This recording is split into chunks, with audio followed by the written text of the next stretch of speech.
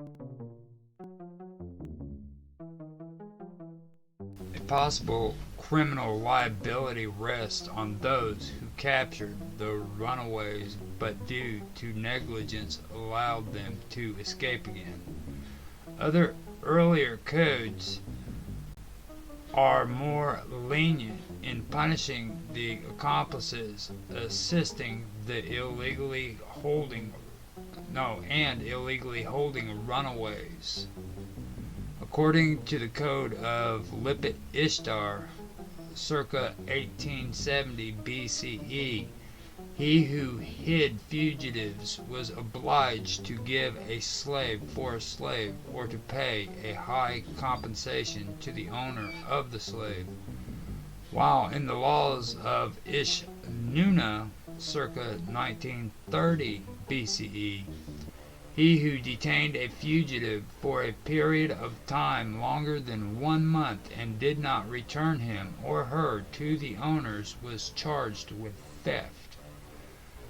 The Middle Assyrian laws before 1070 BCE dealt with wives who ran away from their husbands. The harborer was punished financially, but what is more, if his wife helped the fugitive woman, both could face mutilation by cutting off their ears. Since we do not have any Neo-Assyrian code, we are left with no other option but to attempt to interpret what can be gleaned from the surviving relevant letters. An ambiguous picture emerges of what legal procedures the Assyrian administration enforced upon the captured runaways and their accomplices. Two letters shed some light on accomplice liability.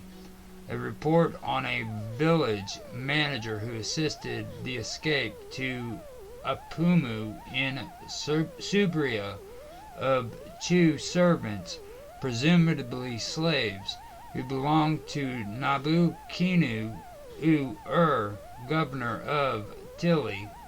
The village manager was arrested and was to be punished, but the letter does not specify what kind of punishment was to be administered.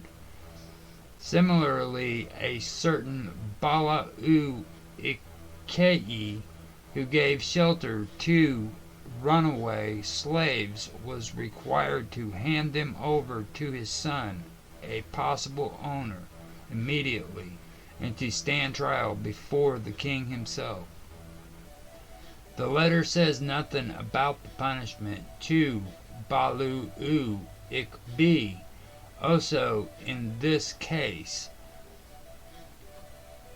another unresolved question is whether he who hosted the runaways acted without having any idea of whom he sheltered in his house, or whether he actively participated in the execution of the crime. The involvement of the king in the case of Bala'u Ikbi, however, may attest to the importance attached to such criminal acts of assisting those who committed such sins. As for the runaway slaves, it seems that those who were captured were treated with utmost brutality. Such a conclusion can be drawn not only from the corpus under study, but also from Esarhaddon's letters to the god Asur. As for all of the runaway fugitives who had abandoned their owners and fled to the land Subria, I cut off their hands and removed their noses, eyes, and ears. We can only speculate whether the punishment meted out to the runaway slaves in Subria was an explanatory way of handling the captured runaways according to Assyrian law. Esarhaddon's brutality may be explicable by his desire to teach the Subrian king Iktesib a lesson and to solve the problem of him protecting fugitives once and for all, particularly when after the murder of Sennacherib, Subria also became a safe haven for political opponents of Esarhaddon. The letters do not always explicitly assign the fugitive to any specific social or juridical category, but it seems probable that status and other factors affected how the Assyrian administration treated the captured runaways. Some letters imply that the main goal of the administration was not only to prevent future escapes by punishment, but also to make as much use as possible of the captured runaways as a source of labor. Bel-Likbi, the governor of Upat, reports to Sargon on different matters relating to the area of Upat and Uzaza.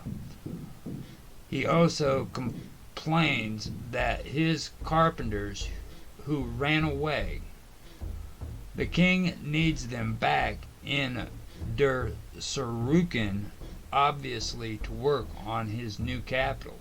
The governor captured them, but one of the carpenters died and the other ran away again. What can we decide from this evidence? First, the leniency on the part of the state is strictly. No punishment seems to have been meted out, at least not such as to prevent another escape. Second, these men are not simply ordinary workers, but skilled carpenters who, despite committing a crime, are strongly needed just because of their ability. We can only speculate whether the carpenters deliberately risked their lives and status as they were unique and in demand within the state. If so, they must have known from their personal experience or of their colleagues that even if captured, the governor would turn a blind eye to the crime. It is understandable that Assyrian administration took preventative measures to stop, or at least to reduce, the number of escapes. Slaves bore identification marks, which made it easier to identify and to capture them. Marduk Sapik Zeri, a Babylonian, recommended a group of scholars to Esarhaddon, among whom there was a gifted exorcist named Akariah, who was a refugee from Assyria and a slave. Since he had marks on his face with wrists, but there is no evidence that fugitives from other social strata were branded like this or in other ways. To prevent deportees from fleeing while transporting them from one place to another, their number had to be controlled. When someone was missing, or if there was some discrepancy in the documentation, the king was immediately notified. A royal bodyguard, Sukhurbuti, was dispatched back to the starting point with the task of verifying the number, and if needed,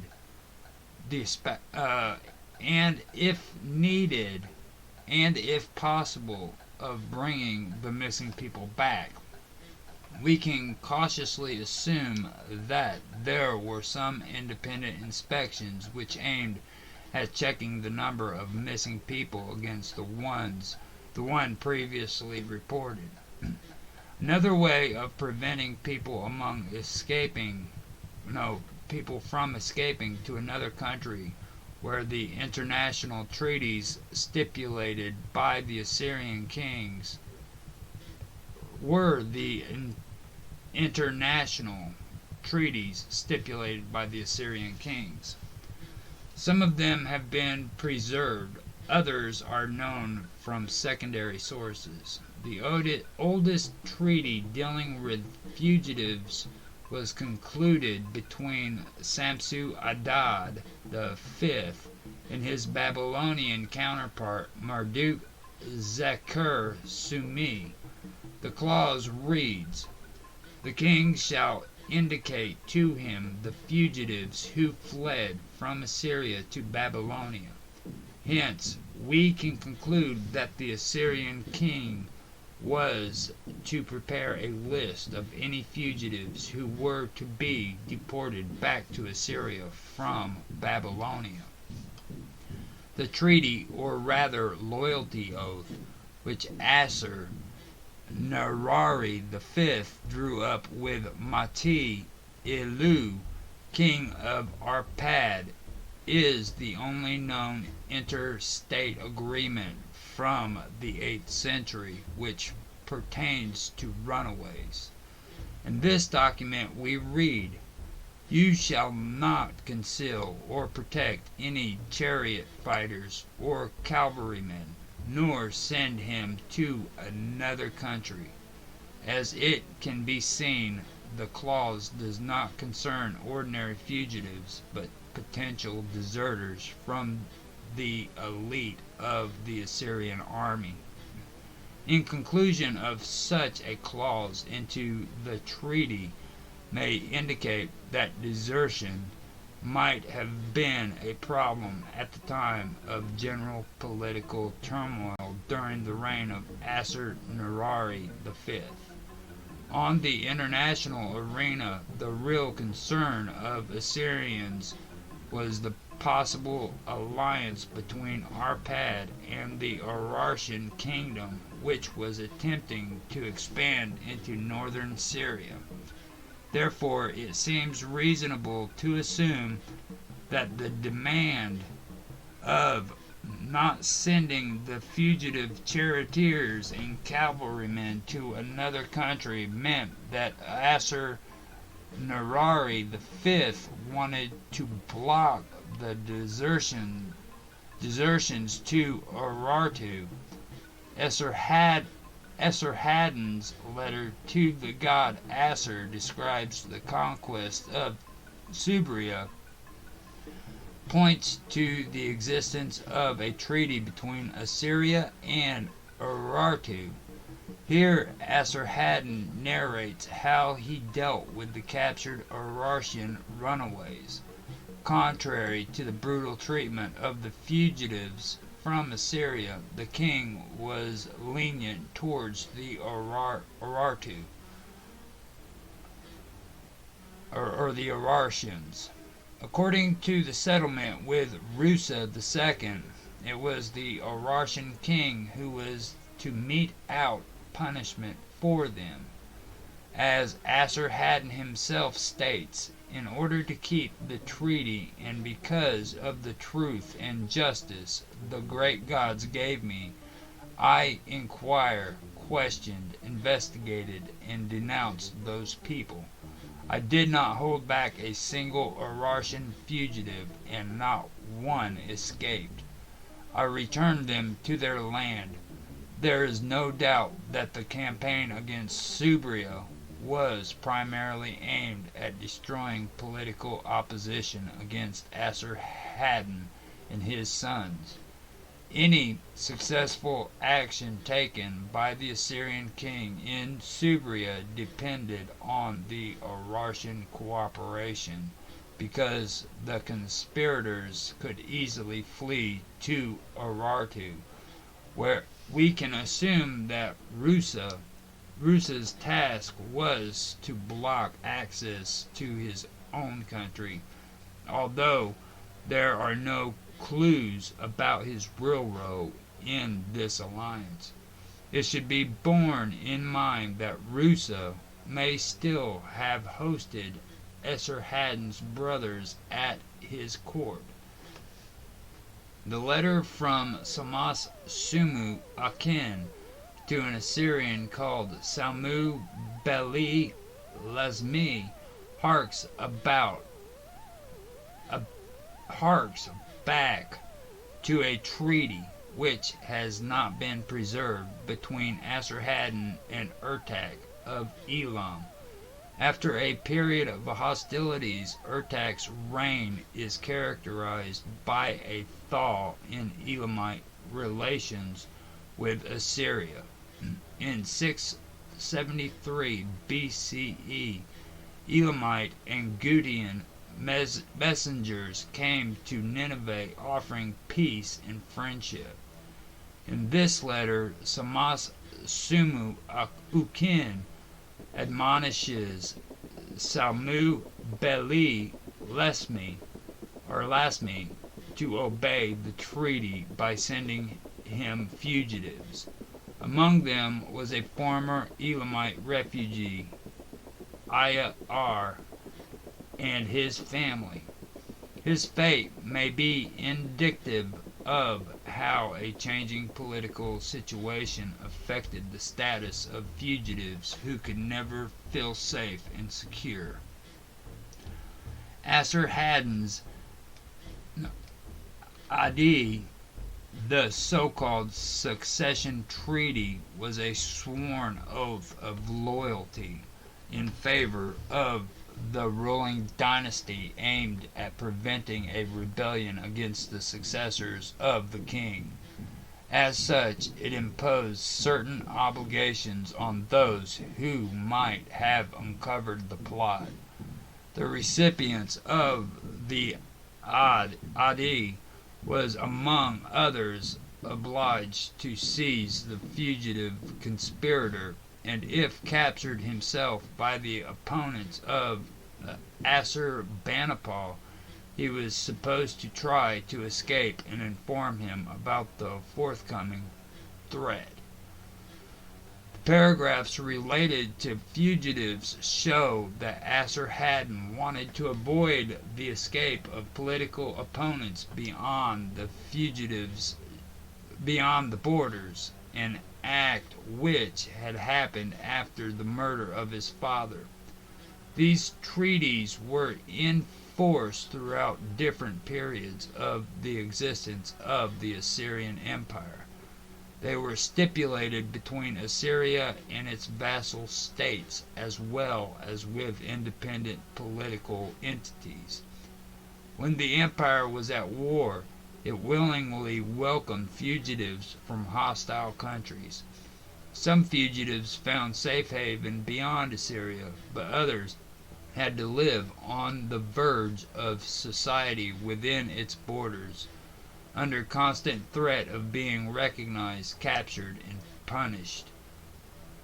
Those hiding were faced with the dilemma of how to avoid being detained and, at the same time, how to secure their livelihood.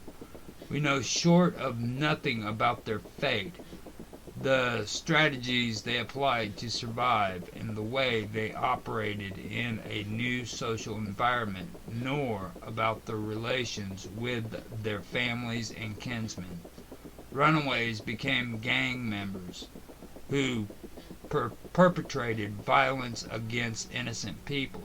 They robbed and victimized local communities within the empire. Written by an unknown author, we learn the name of 6 criminals terrorizing the town of Nas-ur-Bel.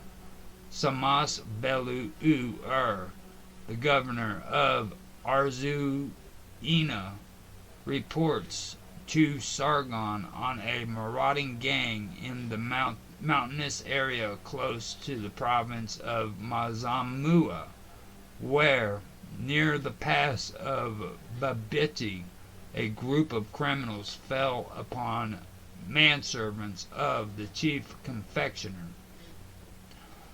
The governor also informs the king about criminals from nearby Arapta and the province of the palace herald, who banded together with and were raiding and plundering. All this clearly shows that the gangs were able to communicate with one another and to merge into bigger groups, which in turn attracted outlaws from other provinces. The fact that they operated in the inaccessible regions of the Zagros Piedmont made this easier to accomplish because fugitives often found safe haven in the mountains. The situation must have been tense since Sargon insisted that Samus Belu Ur capture the criminals. On his part, the governor took countermeasures by commanding troops to keep watch on the unfolding situation. This action resulted in capturing some of the criminals from the house of the chief judge. Some members of the gang acted openly in a brazen way, not even trying to hide their identities. Such behavior, Dadi, a high official of the Ashur temple in Ashur, writes to Assur-Haddon or Assur-Banipal that two shepherds who had become criminals formed together with 10 other offenders, an armed gang. Dadi complained to the king, "They do not fear the king. They rove about like runaways," and he added that they threatened everyone who dared to oppose them. "Whoever comes against us, we will cut down with our bows," a typical modus operandi of criminals whose only way to survive was collective cooperation, despite the fact that they may have come from various social backgrounds and their reasons of escape varied from person to person. We cannot exclude that some of them were deserters from the army who potentially could in the future become mercenaries.